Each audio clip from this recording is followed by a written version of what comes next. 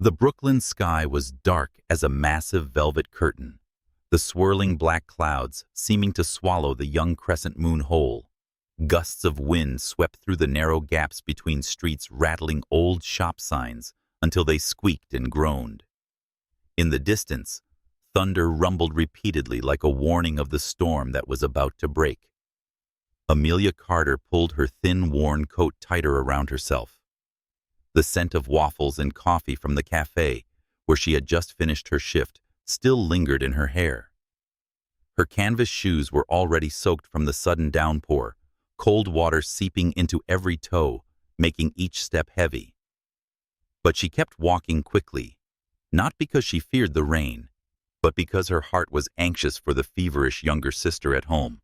The Brooklyn Bridge loomed ahead, blurred in the rain, like a watercolor painting of the city's streetlights, cast pale yellow reflections on the slick pavement, forming trembling ribbons of light, beautiful enough to ache, but cold enough to numb. A blaring car horn tore through the rain. Only a few dozen feet away, a boy of about 7 darted across the street, the blue backpack on his shoulders bouncing wildly. Amelia caught a glimpse of his wide, terrified eyes and a blinding beam of light sweeping toward him. Without thinking, she ran. Tires screeched on the wet road, the acrid smell of burning rubber, mingling with the icy mist. The drawn-out sound of brakes sliced through the air like a blade.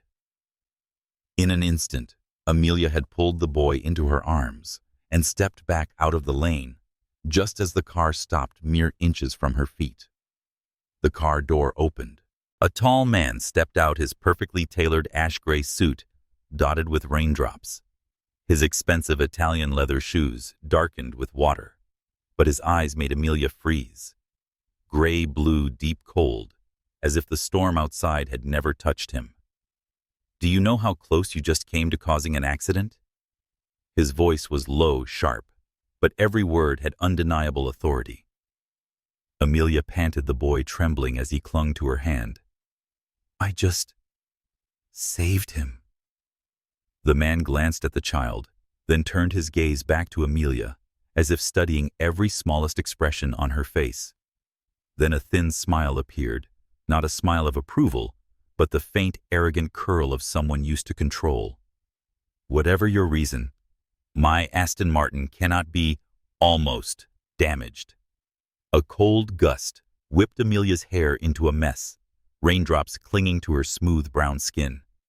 In that fleeting moment, she realized this man was not a stranger. Aidan Whitmore. The name splashed across the front pages of financial newspapers, one of New York's youngest and most powerful billionaires. But the man she'd seen in the press and the one now standing before her were worlds apart. In person, he was both dangerous and magnetic, making it hard to look away. The boy mumbled a quick thank you, then ran toward the sidewalk, disappearing into the curtain of rain. Amelia stayed rooted in place, partly because her legs felt like jelly, partly because Aidan's gaze seemed to pin her where she stood. "What's your name?" His voice carried not as a question, but as a command. "Amelia Carter." She answered immediately, regretting the slight tremor in her tone. Aidan gave a faint nod, something unreadable flickering in his eyes. He pulled out a business card and held it out to her. "Tomorrow, come to this address. We'll talk about compensation." Before Amelia could respond, he turned, got back into the car, and drove away, the deep purr of the engine fading into the rain. She looked down at the card in her hand, gold-embossed letters spelling Whitmore Global Holdings. A tangled mix of fear, curiosity, and something more elusive began to stir in her chest. The rain still fell, but Amelia no longer felt its chill. She knew that this encounter would change her life. She could never have imagined that from that near collision, she had stepped into a world where everything was different, the world of Aidan Whitmore, where money and power reigned, and where the loneliest hearts searched for something seemingly simple, truth and love. And if you too want to know what will happen between a woman who dares to stand against the storm to save a life and a cold billionaire with eyes that can pierce through any lie, then stay with me for the following chapters. Don't forget to leave a like, share your thoughts about this fateful meeting in the comments, and subscribe to the channel so you won't miss the unexpected twists ahead. The story has only begun, and trust me, what's coming next will be far more captivating. The next morning, Brooklyn woke under the pale light of winter. The rain had stopped, but the sky was still covered with a thick, velvet-like layer of gray clouds, casting the whole city somberly. Amelia stood before the mirror, looking at herself in a simple black dress she wore only on rare occasions. Her naturally curly hair was neatly tied up, revealing a face with deep, determined brown eyes.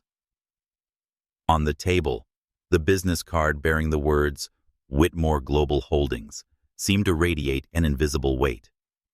She drew a deep breath, slipped it into her pocket, and stepped out. Hudson Crown Tower, a 90-story building in the heart of Manhattan, rising like a spear of steel and glass piercing the sky. Amelia could see it standing out among the forest of skyscrapers. The closer she got, the smaller she felt. The massive revolving doors opened to reveal a grand lobby of white marble where crystal chandeliers cascaded down like waterfalls of light. The staccato beat of high heels echoed on the stone floor. The soft hiss of an espresso machine sounded from the corner, and the faint scent of sandalwood mingled with polished metal lingered in the air. Amelia walked toward the reception desk, where a blonde woman with a polite smile, but a scrutinizing gaze, was waiting. Miss Carter. The woman's tone made it sound as if she had already known Amelia's name and judged her from head to toe in a single glance. Please go up to the 90th floor. Mr. Whitmore is expecting you. The elevator ascended so quickly that Amelia felt her stomach lift. When the doors opened, a long hallway carpeted in deep green greeted her under the soft glow of wall sconces. At the far end stood a pair of walnut double doors intricately carved. A man in a black suit opened them, and there, standing in the center of a room with a panoramic view of Manhattan, was Aiden Whitmore, his back to her, one hand in his pocket, the other holding an espresso. Morning light filtered through thick glass wrapping around his broad shoulders and the precise lines of his gray suit. Right on time. Aiden turned his gray-blue gaze sweeping over Amelia like the edge of a thin blade. Have a seat. She sat in a leather chair opposite his immaculate desk. A thin black file folder lay on it, not a speck of dust in sight. Aiden slid the folder toward her. The repair invoice for the Aston Martin. His voice was even emotionless. $138,000. Amelia felt her heart miss a beat. The figure hit her stomach like a block of ice. That amount. I can't possibly. I know. Aiden cut her off, setting his espresso cup down. And I have no interest in waiting for you to borrow or sell your house. So I'm offering another arrangement. He opened a drawer and took out another stack of papers, white sheets, black print, and the title, Debt Offset Employment Agreement. You will work full-time for me for 6 months. Tasks assigned by me. Schedule decided by me. You will be paid, but your salary will be deducted from this debt. Amelia stared at the papers, feeling as if she were reading a contract to sell her soul. And if I refuse? Aiden raised one eyebrow. I'll hand it over to my lawyers. Trust me, you'll lose more than 6 months. The room fell into silence. The ticking of the wall clock was steady and cold. Amelia knew she was cornered. She remembered his eyes from the night before, chilly, but not entirely without feeling. Yet at this moment, all he showed was an impenetrable steel wall. Finally, she picked up the pen and signed. The ink wavered slightly at the end like a question mark over everything that was about to come. Aiden rose, came around the desk, and stopped beside her.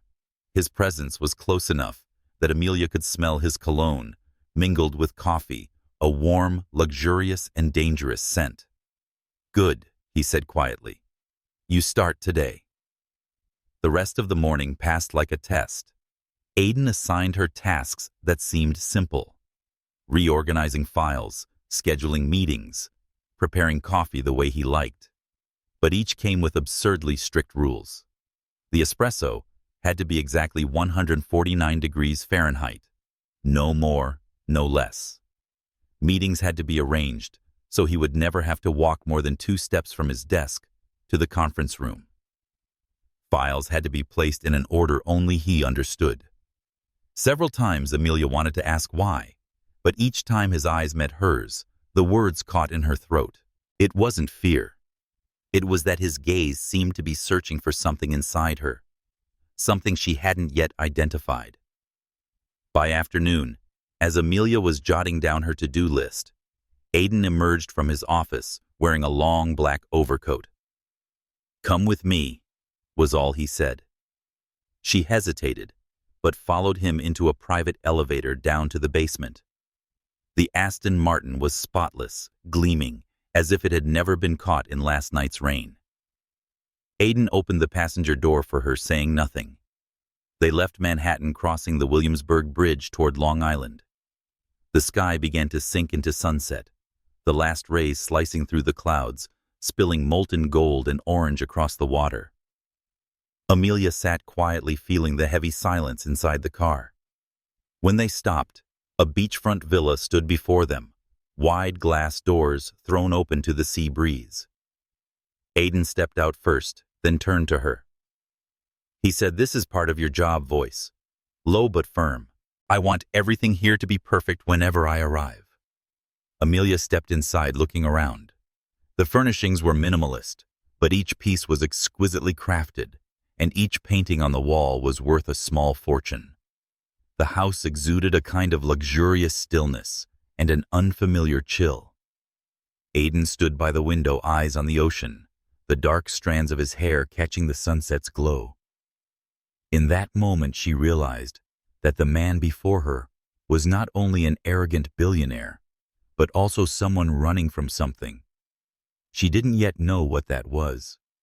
But Amelia was sure of one thing: the next 6 months would not only be about repaying a debt. They would be a collision between 2 worlds, 2 hearts, and secrets neither of them was ready to face. The next morning, Amelia woke earlier than usual. The faint light of dawn slipped through the gap in the curtains of her small Brooklyn hotel room, casting long, pale streaks across the wooden floor. She made herself a cup of instant coffee, but its bitterness couldn't wash away the unease lingering from the day before. 6 months working for Aiden Whitmore sounded like a suspended sentence, except there was no law to protect her. She chose a white blouse and black trousers, just formal enough to blend in, yet not out of place in the luxury of Hudson Crown Tower. Before leaving, Amelia checked herself one last time in the mirror, silently reminding herself, "Stay calm. Do things right. Give no one a reason to send you away." When Amelia stepped onto the 90th floor, Aiden was already there. He sat in an armchair by the window, an espresso cup on the table, eyes fixed on his laptop screen. Without looking up, he said, "You're 3 minutes late." Amelia startled slightly, glancing at her watch. The elevator. "I don't care about excuses." He shut his laptop. Rule number 1, absolute punctuality.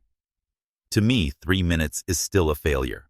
He stood moving toward his desk with slow, deliberate steps, like a panther not rushing, yet making every breath around him pause. Rule number 2. I don't repeat myself when I give instructions. Hear it once, understand it, execute it perfectly. She swallowed hard. Understood. Rule number 3. I don't like surprises. Everything must be under control. If there's anything I have to guess, consider the agreement broken. He stopped, his gray-blue eyes locking onto hers, as if etching those rules into her mind. And finally, he tilted his head slightly. Stay out of my personal life. That last line was delivered with a tone that was both a warning and a quiet challenge. Just as Amelia settled into her new desk, the office door swung open. A woman walked in, her expensive perfume immediately seeping into the air. She wore a Bordeaux sheath dress, her blonde hair styled in soft, precise waves, her blue eyes cold and sharp as glass. "Aiden, we need to talk." Her voice was velvet smooth, but every word carried the edge of a blade. Aiden didn't look up from his screen. "Clarissa, I'm busy." Clarissa's gaze flicked toward Amelia, scanning her from head to toe, pausing on her worn, low-heeled shoes. The corner of her lips curved into a thin smile. "I didn't know you'd changed your taste in staff." Amelia stayed silent, but inside her chest burned. Aiden said, "This is my new assistant," still not lifting his eyes from the screen. "She has work to do, and you don't." Clarissa shrugged and turned to leave. But before the door closed, her eyes lingered on Amelia. A beat longer, an assessing warning look. That afternoon, Aiden called Amelia into a private meeting room. The warm yellow light from the ceiling fixtures reflected off the polished walnut table.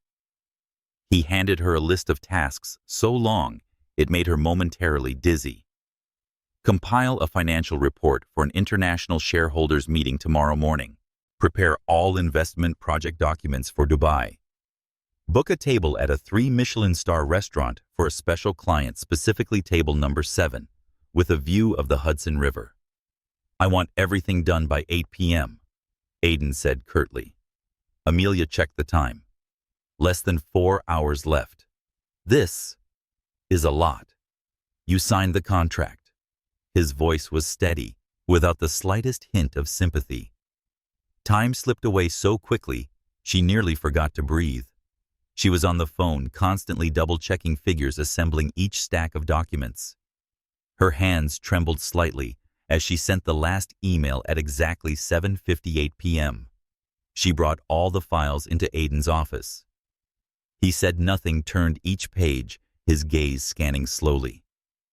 He closed the folder and set it on the desk when he finished. Acceptable. From him, those 2 words felt almost like praise. As Amelia prepared to leave, Aiden added, "Tomorrow, 6 a.m., be at Long Island. We'll be receiving a delegation from Europe." She nodded without asking further. But as she stepped out of the building, Manhattan's sky was already pitch black, the golden city lights stretching out like an artificial galaxy. Amelia felt that within her, beneath the fatigue and pressure, there was a spark of something. Not excitement, not fear, but the sense that she had stepped into a match where every move had to be precise. And Aiden Whitmore was the one holding the board. The dawn sky over Long Island carried a light unlike that of Manhattan. It wasn't a blinding gold, but a soft, pale cream that seemed to coat every offshore wave. The cold sea breeze swept over the white sand, carrying the scent of salt to the stone-paved roads leading to the stretch of oceanfront mansions. Amelia pulled the collar of her thin coat tighter as she stepped out of the black SUV Aiden's driver had brought her in. Before her, Aiden's villa unfolded like a masterpiece of architecture, floor-to-ceiling glass walls, a gracefully curved balcony facing the ocean, and perfectly trimmed white rose bushes, heavy with morning dew. Aiden was already there. He stood on the porch, white shirt sleeves rolled up, tie undone. One hand held a coffee cup, the other gripped a thick file. His eyes left the page only when he heard her footsteps. "You're on time."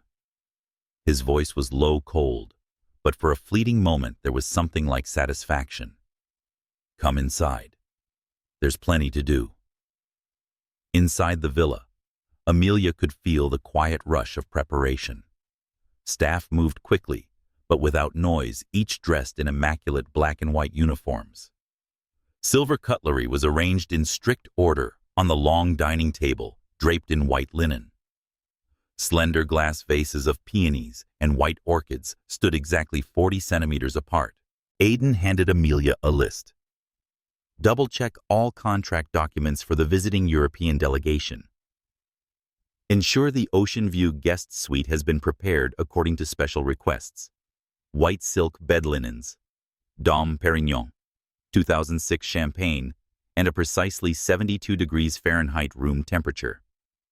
Confirm that the chef was ready for the lunch menu and that no raw seafood would be served as one guest had an allergy. Aiden said, "They're not people you can afford to offend eyes locking on hers. A single small mistake could cost us hundreds of millions of dollars." Amelia nodded, committing every detail to memory. While she was reviewing the documents, Clarissa appeared. She wore the same Bordeaux dress from yesterday, now paired with a beige fox fur stole. Her golden hair caught the early sun, and her sharp eyes swept over Amelia from head to toe. "I see you're still here." Clarissa smiled, but her voice was ice cold. "I thought Aiden only hired you as a temporary placeholder." Amelia's tone stayed calm. "I'm just doing my job." Clarissa raised an eyebrow. "Your job? Or one of Aiden's tests?" She left before Amelia could respond. But the remark lingered, leaving a faint sting, as if Clarissa knew more than she was letting on. At 10 o'clock the guests arrived.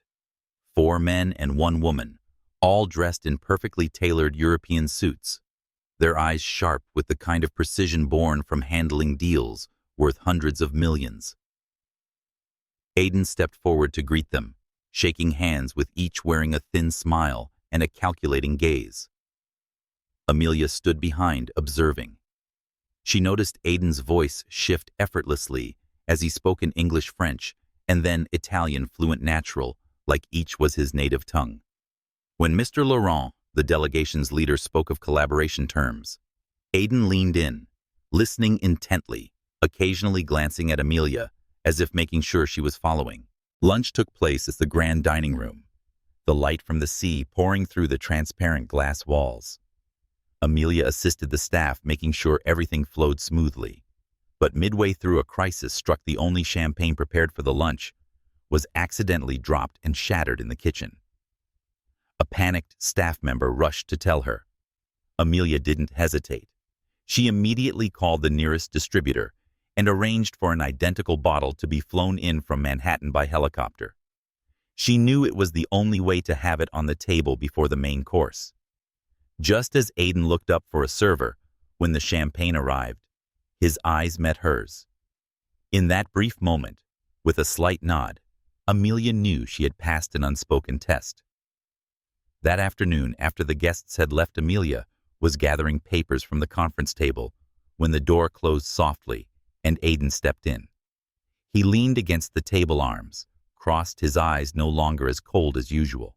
"You handled things well today." His voice was low, but measured, as if praise did not come easily to him. "Not many in your position could have reacted that quickly." Amelia replied evenly that I just did what needed to be done, though her heart beat faster than usual. He was silent momentarily, then tilted his head, gazing toward the sea. "Long Island can be so calm that you forget the undercurrents are always there." The words were vague, but his eyes in that moment weren't looking at the ocean. They seemed to be fixed on some distant, deep memory. Amelia realized that beneath Aiden Whitmore's harsh rules, there were wounds that had never been touched. And perhaps those very wounds fueled the undercurrents she was about to face. The Long Island evening was wrapped in a mist-like dimness. After a quick dinner with the staff, Amelia decided to stay and finish her reports. The villa was silent, the only sound the steady rhythm of waves breaking offshore. The light in Aiden's study was still on a cold white glow, cutting through the frosted glass door, reflecting faintly on the dark wooden floor. She stood in the hallway about to knock, but his voice came first. "Come in." Aiden was at his desk, his laptop open, and beside it sat a small wooden box, so old it looked entirely out of place amid the surrounding luxury. He looked up, and for the first time, the gray blue in his eyes wasn't as sharp as a blade. Something was clouded there, like a sheet of ice had just cracked. Have you ever lost something you thought you'd keep forever? He asked without preamble. Amelia paused. Yes. But I'm guessing not in the same way you have. He gave a faint, humorless smile, not for anyone else, but as if to cut into the pain inside himself. When I was 22, my mother died. She had a stroke while in Venice. I was in New York attending a meeting with an investment fund. Her last message asked when I'd be coming home, and I never got the chance to answer. He opened the wooden box and took out a vintage women's watch, its face scratched and worn.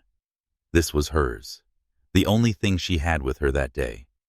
Since then, I've learned that loss never gives warning, and if I want to hold on to anything, I have to control everything. Amelia stayed silent. His last words felt less like reasoning and more like a confession. For the first time, she saw that Aiden's strictness wasn't just about power. It was a kind of armor against helplessness. But the rare moment closed quickly when a knock sounded on the door. A middle-aged man with salt and pepper hair entered. He wore a light gray suit, but his eyes were cold and calculating. Sorry to interrupt, Aiden. His gaze flicked over Amelia, as if she were an unnecessary detail. But we need to discuss the Berlin project. Aiden nodded, signaling Amelia to step out. The door shut, but not before she caught part of their conversation. If we don't deal with Clarissa, everything will fall apart. That was all she heard before a heavy silence took over. The next day, the guests were gone. Aiden returned to Manhattan without calling Amelia to join him. She stayed behind in Long Island to reorganize documents and inventory supplies as instructed. Around noon, while checking the storeroom, she overheard two staff members talking. Clarissa wasn't just an old business partner, one woman said, hesitating. They were engaged once. And then, the other asked. Then something terrible happened. After that, Aiden cut her off and disappeared for a while. But she never left his circle. The information made Amelia stop in her tracks. Suddenly, the puzzle of Clarissa and her loaded remarks became clearer, but it also raised more questions. What exactly had happened between them? That afternoon, Aiden returned unexpectedly. He didn't say much, heading straight into his study. Amelia thought of bringing him a cup of coffee, but when she opened the door, she found him standing by the window phone pressed to his ear, his voice low and tense. I told you I don't want her involved. I don't care what she wants. This isn't about me and Clarissa anymore. He ended the call when he saw Amelia in the doorway. His gaze shifted not in anger, but as if he were deciding to say something. In the end, he said quietly, "Don't believe everything you hear." That night, Amelia stepped out onto the back terrace. The night sea crashed against the rocky shore, spraying white foam under the moonlight. The wind carried the tang of salt, mixed with the early winter chill. She didn't hear footsteps, but she sensed Aiden standing beside her. The sea can be calm, he said, eyes fixed on the distance. But underneath, there's always a current strong enough to sweep anything away.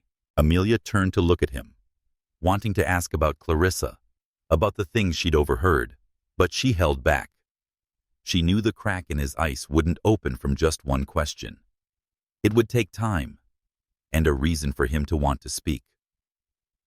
At that moment, she understood she had entered a world where power, the past, and emotion were intertwined like a chess game. And Aiden, though he was the one holding the board, still had moves even he could not fully control.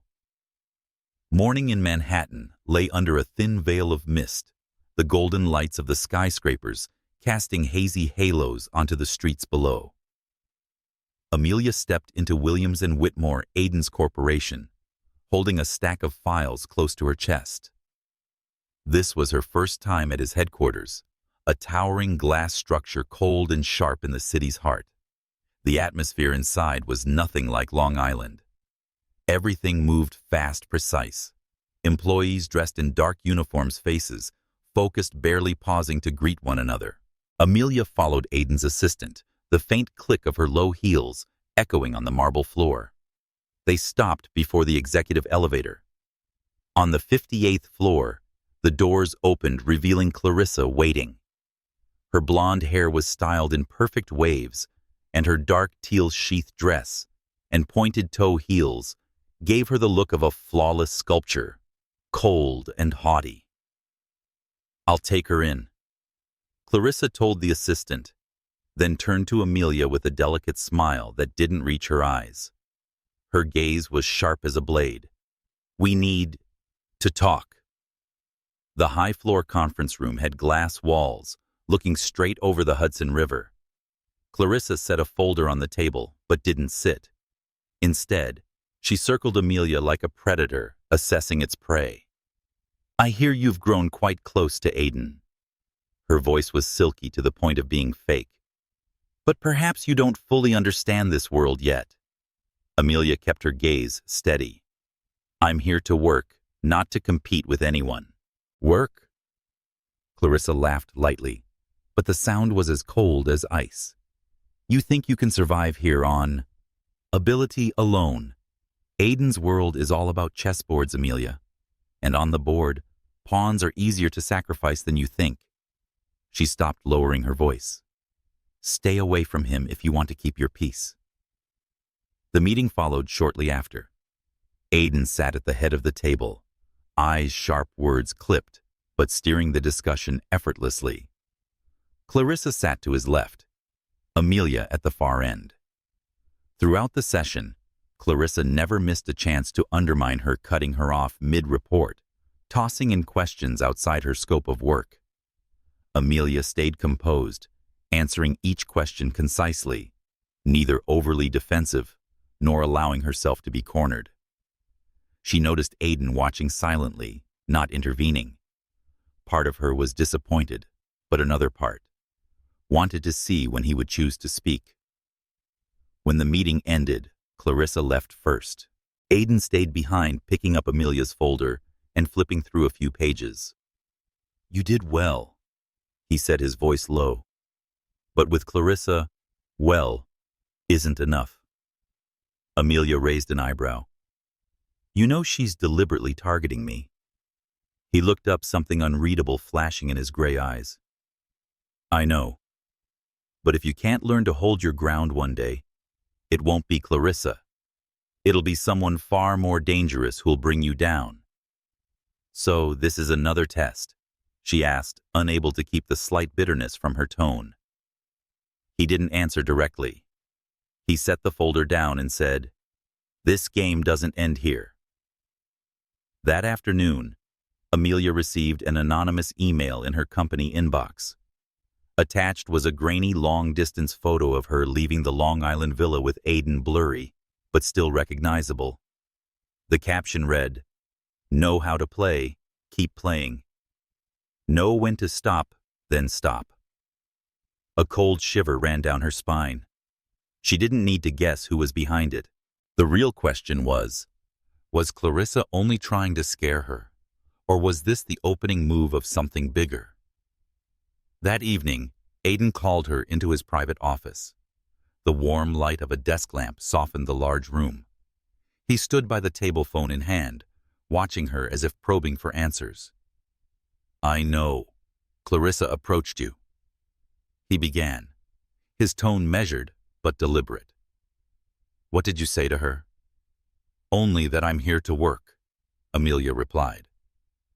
Aiden nodded slightly, but his eyes stayed fixed on hers.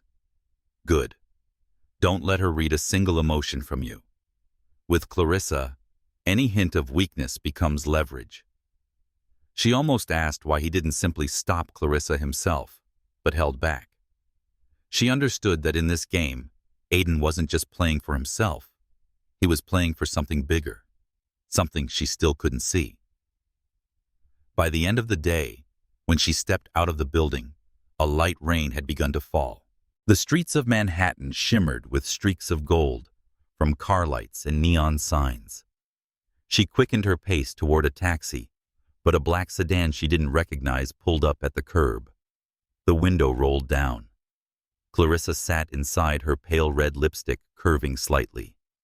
"One last piece of advice, Amelia," she said, her voice soft as silk. "Step back while you still can." The car pulled away, leaving behind the mingled scent of expensive perfume and rain, and a heavy knot in Amelia's chest. She knew this was no longer mere threats. This was the start of a real war, one where reason alone wouldn't keep her safe. And somewhere reflected in the darkened glass of the tower, Amelia caught sight of Aiden, standing by the 58th floor window, his gaze cast downward, as if he had witnessed everything, yet still hadn't stepped in. The next morning, Amelia arrived at Williams and Whitmore earlier than usual.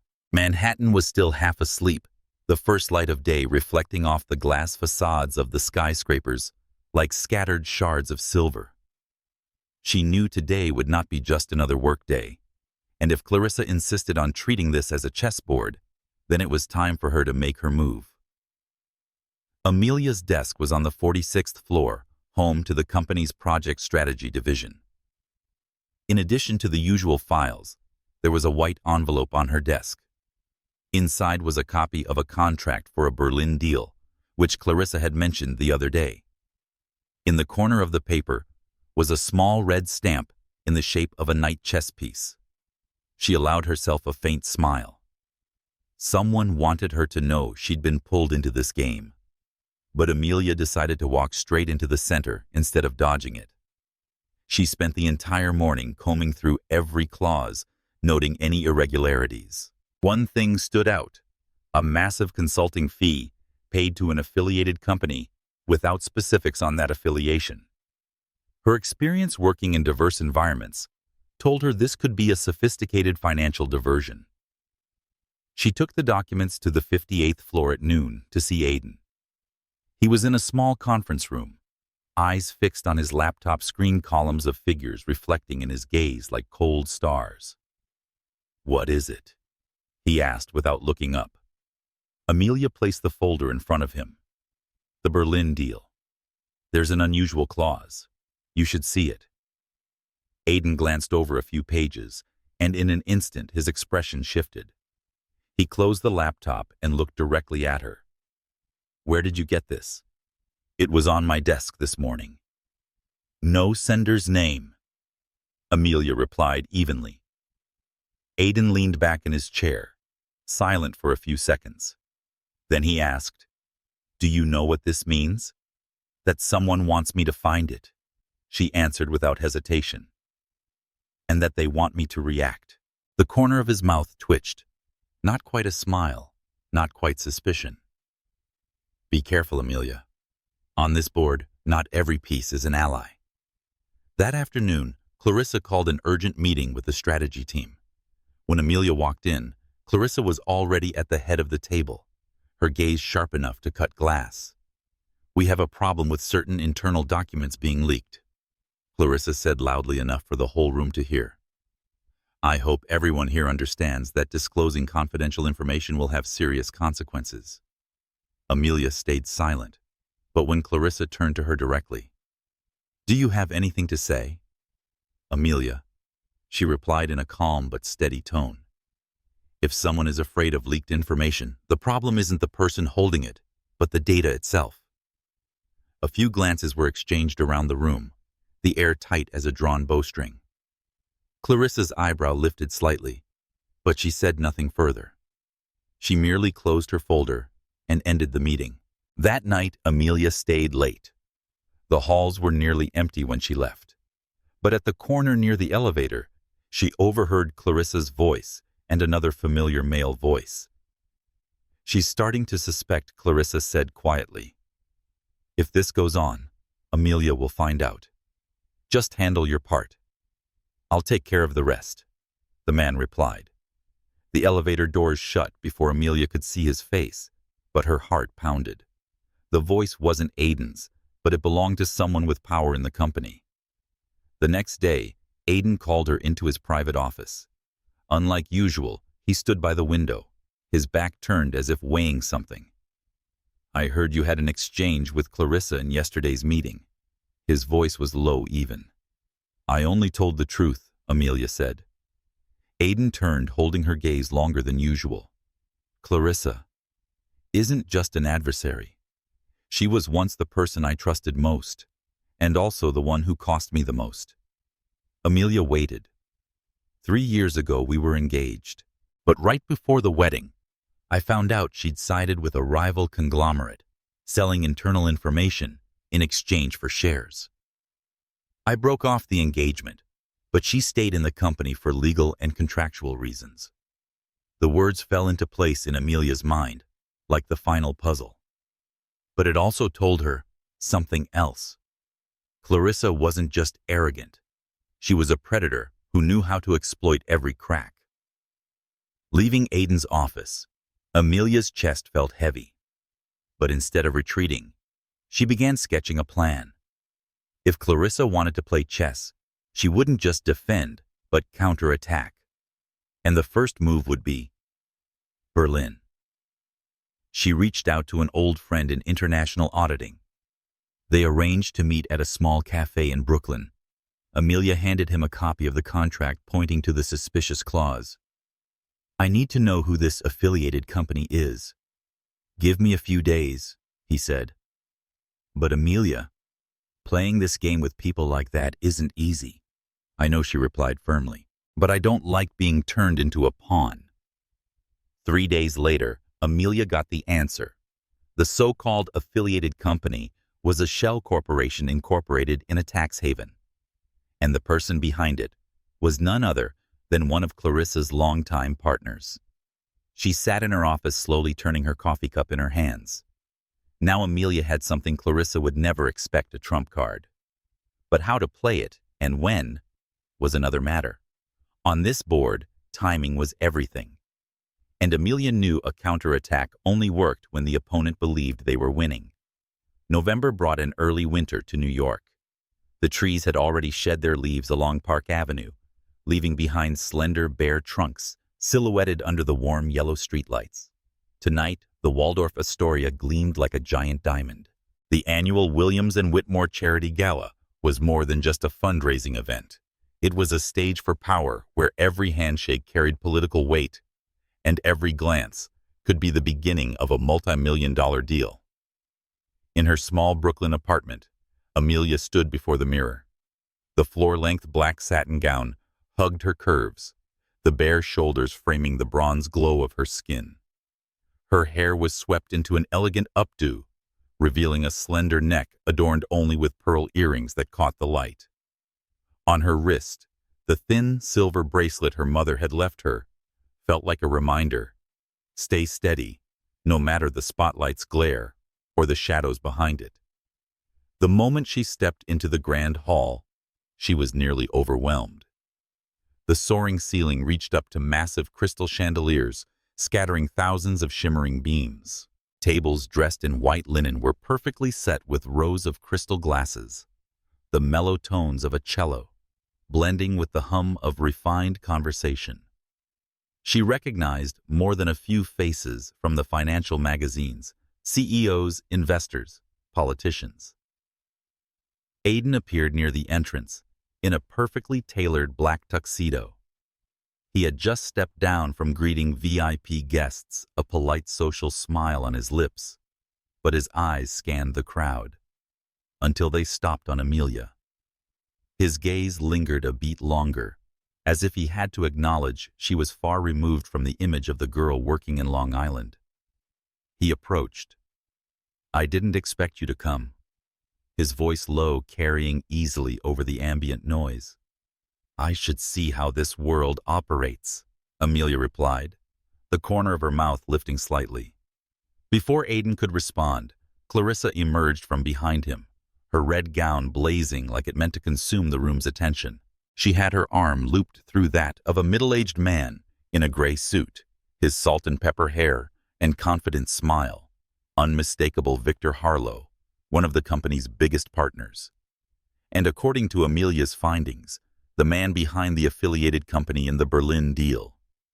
The evening opened with speeches and the charity auction. Amelia was seated at table 7, only one row away from Clarissa and Victor.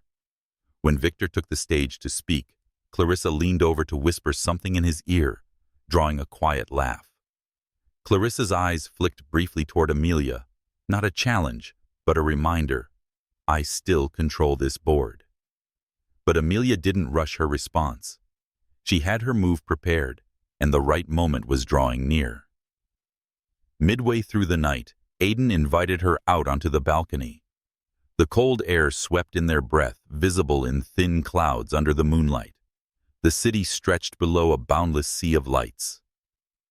"You're targeting Victor?" he asked bluntly. Amelia didn't evade. "I want to know why a reputable corporation is tied to a shell company in a tax haven."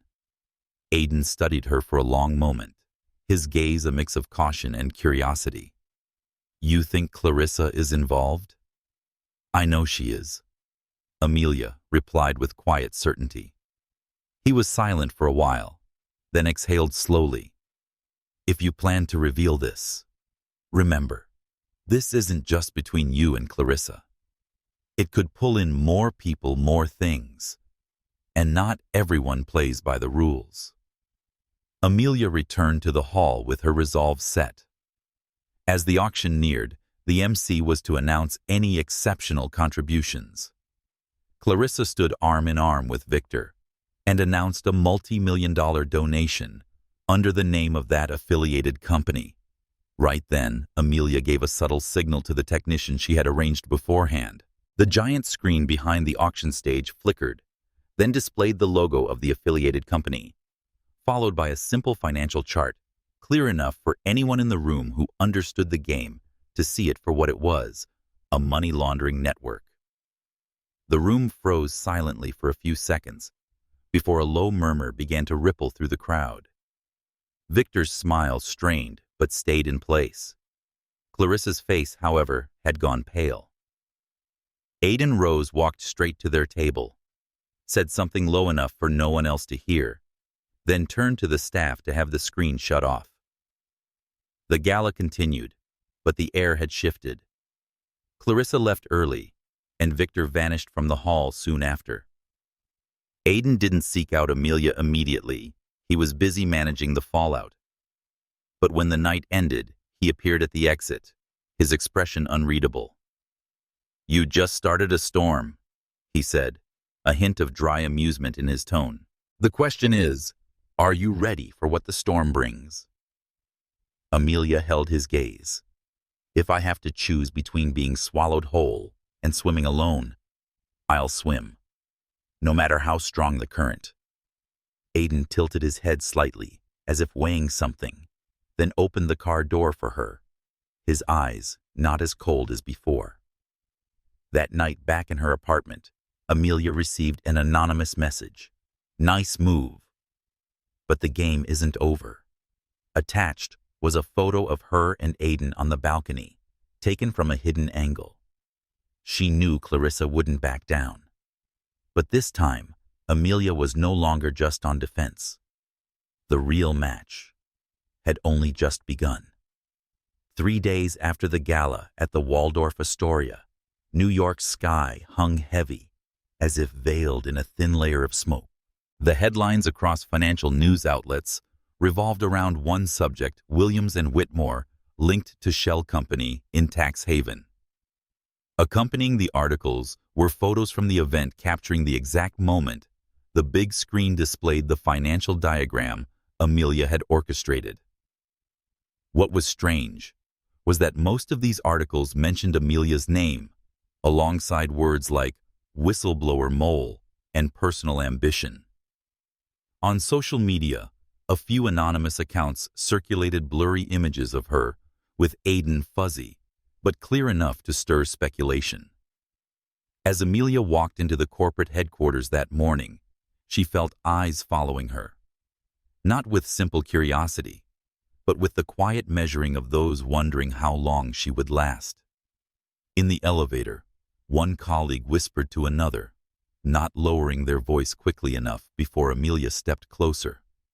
"I heard Aiden is protecting her." She stood tall, eyes fixed forward. No reaction. But inside, a wire was tightening, ready to snap. Aiden's office was on the 58th floor. When Amelia entered, he was standing behind his desk, both hands braced on the polished wood, several files spread open. His face was etched with fatigue and maybe with anger. "You knew this would happen," he said, not looking up. "I knew Clarissa would strike back, but I didn't expect her to hit the media this fast," Amelia replied, voice steady, but each word weighted. Aiden finally looked at her, his gaze sharp enough to pierce. "Now, I have to explain to the board why a junior employee managed to shake the company's reputation. So what do you want me to do? Apologize for letting the truth come out?" Her tone was cold steel. They stared at each other for several seconds before Aiden stepped around the desk, standing closer. "I want you to understand. Here, the truth isn't always the most important thing." That afternoon, Clarissa convened a strategy meeting with the department heads. Amelia's invitation felt like a public taunt. The conference room on the 50th floor was wide and bright with glass walls overlooking the city skyline. Clarissa stood at the head of the table, her light smile hiding a glint of triumph in her eyes. "We need to unify our message to the press," she began. "Some personal actions have caused severe damage to the company's image." All eyes turned toward Amelia. "I believe," Clarissa went on, "that we should suspend specific individuals until the matter is fully clarified to protect our collective interests." Amelia didn't let her finish her performance.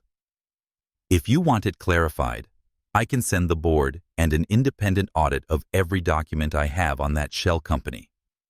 Or we can let the press figure it out for themselves." The air in the room thickened. Clarissa tilted her head slightly, her smile unbroken. "You think the board will believe you over me, Amelia? I don't need them to believe me.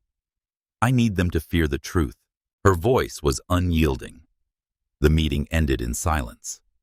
But just an hour later, Amelia received an email from HR temporary suspension during an internal investigation.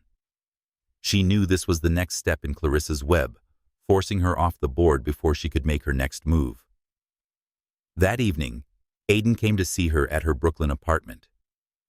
He was dressed casually, his face stripped of the CEO's icy composure, replaced by the weariness of a man pulled into too many battles at once.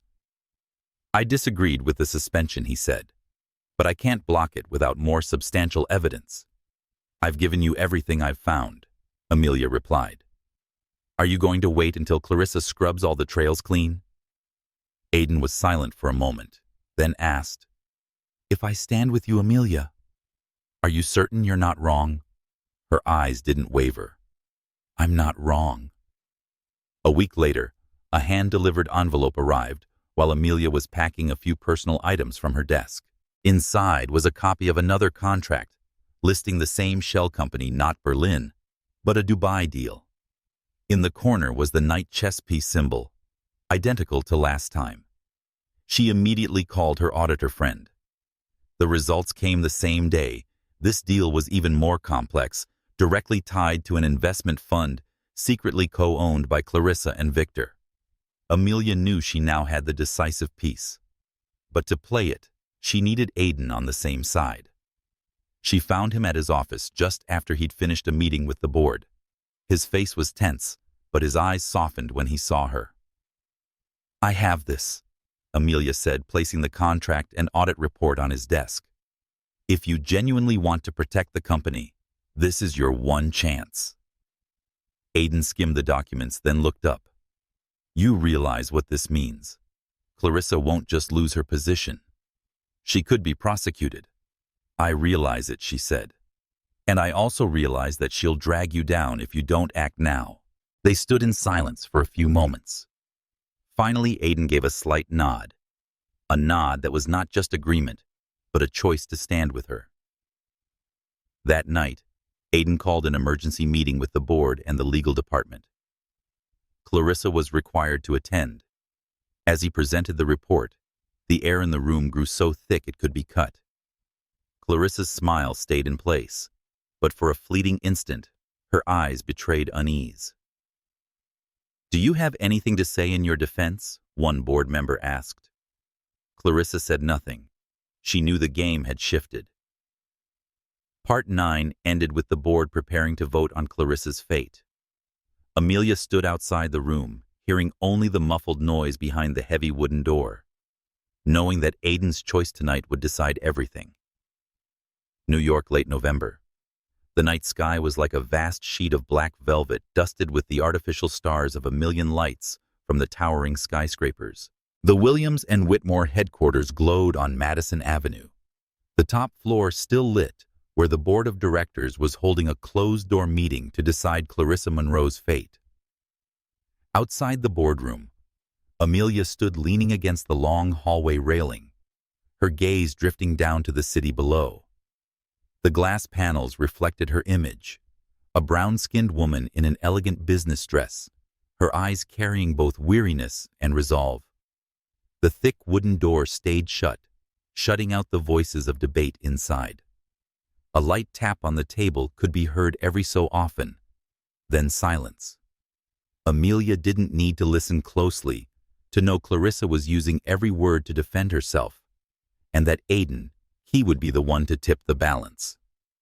Inside, Aiden sat in the central seat, the file Amelia had given him open in front of him. Once he had believed that loyalty meant protecting those who had helped him build this empire. But now looking at the numbers, the signatures, the tangled web of money transfers, he knew loyalty couldn't be a ticket to immunity. One board member spoke up. "If this evidence goes public, we'll lose tens of millions in contracts, not to mention the damage to our reputation. But if we keep it quiet, the legal risk could be impossible to contain later." Every gaze turned to Aiden. He took a deep breath, then stood.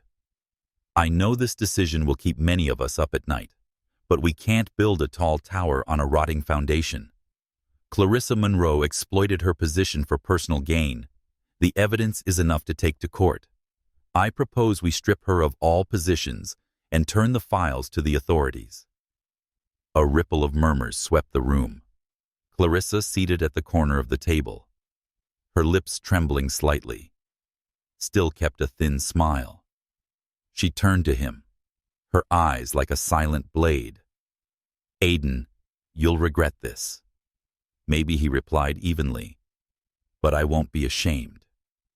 The vote began. Each ballot slipped into the crystal box at the center of the table with a faint sound like a pin touching stone. The result was 8 in favor and 2 against. Clarissa was officially stripped of her power. When the boardroom door opened, Amelia looked up. Aiden stepped out, his eyes finding hers immediately. Without a word, he gestured for her to follow. They entered the private elevator, the air between them wrapped in silence. Only when the doors closed did Aiden speak. "It's done." Amelia looked straight at him. "You've just put a full stop to one chapter of your life, and maybe opened another," he said, the corner of his mouth lifting slightly. The elevator stopped on the 80th floor, his private office. Warm golden light spilled over the wood floors, the expansive windows revealing an unobstructed view of New York. Below, the car lights flowed like rivers of fire, blending with the glow of the towers, all within their grasp. Aiden poured 2 glasses of wine, handing one to Amelia. His eyes no longer held the calculating gaze of a CEO, but the look of a man who had been through a battle and knew exactly who had stood beside him until the end. "Thank you, Amelia. Without you, I might still be looking the other way." She took a sip, letting the gentle bitterness spread over her tongue. "If you hadn't dared to face it, there's nothing I could have done." A moment of quiet passed. Then Aiden set down his glass and stepped closer. The city lights cast deep shadows and highlights across his face. "I don't just owe you thanks." His voice was low. "I've thought a lot about these past days, and I know I don't want this to be just a temporary alliance." Amelia smiled faintly, half teasing, half testing. "Are you talking about work or something else?"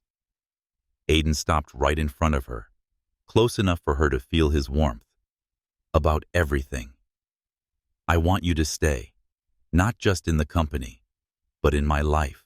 At that moment, the noise and the power played, and all the battles seemed to disappear. Only two people stood in the sea of New York's lights, realizing that what they had been through together had forged a bond that was not easily severed. Amelia stayed silent for a few seconds, then gave a slight nod. All right. But fair warning, I'm not the kind of person who stays quietly on the sidelines. Aiden smiled, his eyes glinting with both determination and relief. And I don't ever want you to. Below, the city pulsed on. Up here, every sound was a distant echo. Aiden took Amelia's hand and led her to the window. Look, he said, all these lights and streets remind me that nothing lasts unless it's built on something real. She squeezed his hand lightly, her gaze fixed on the endless sea of light. Then let's start building again. But this time, don't think only about the numbers. They stood there, no more words needed. The two glasses of wine on the table caught the glow like proof of a new beginning. Somewhere outside, Clarissa silently left the building, stepping into a dark limousine. She didn't look back, but in her heart she swore the war wasn't over. Across the city, Victor Harlow took an international call, and a cold smile spread across his face. But on the top floor of Williams and Whitmore, Aiden and Amelia had chosen to stand together. And sometimes a single firm choice is enough to force every scheme to find another way around.